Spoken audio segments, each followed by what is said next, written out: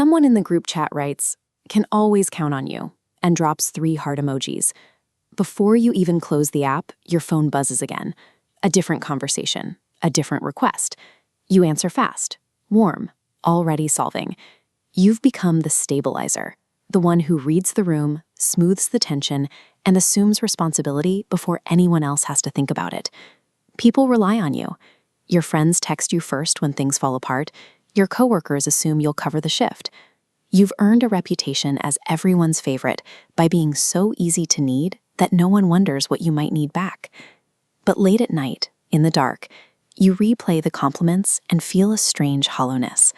You might notice a tightness behind your eyes after certain phone calls, or a flash of irritation over something minor, a dish in the sink, a slightly late reply, that seems to come from nowhere.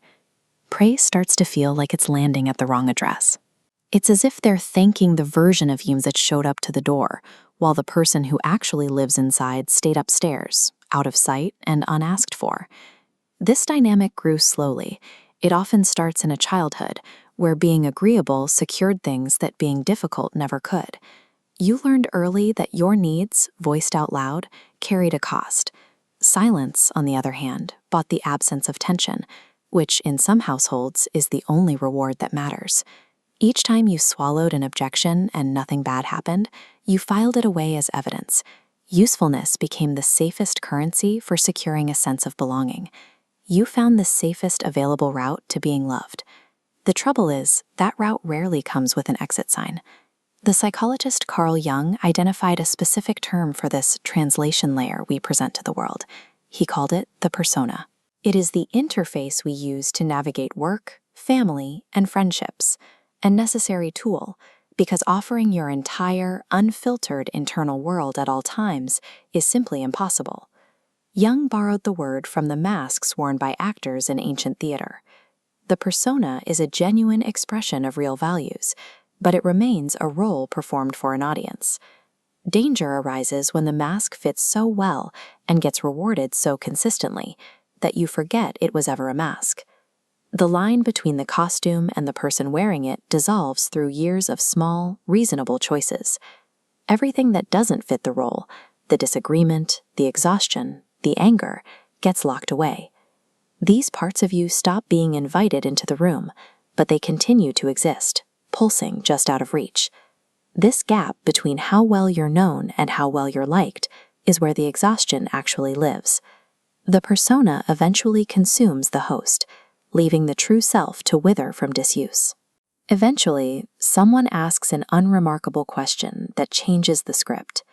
What do you actually want to do tonight?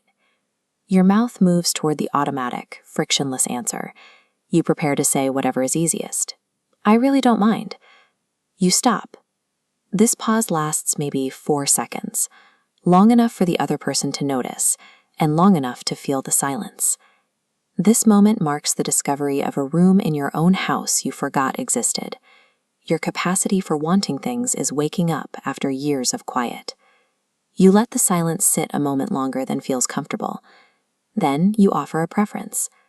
Actually, I don't want to go out. I just want to stay in tonight. You brace for the cost, the disappointment or friction you've spent your life engineering your way around. But the expected rejection rarely arrives. Sounds good, the other person says, already moving on. The catastrophic social fallout you feared turns out to be divorced from the actual stakes of the moment. You are allowed to be dependable and still have needs that inconvenience someone. You are allowed to be loved for something other than your usefulness. The pattern doesn't dissolve because of one pause, but you now know the pause is available to you. Noticing the mask is only the beginning of the story.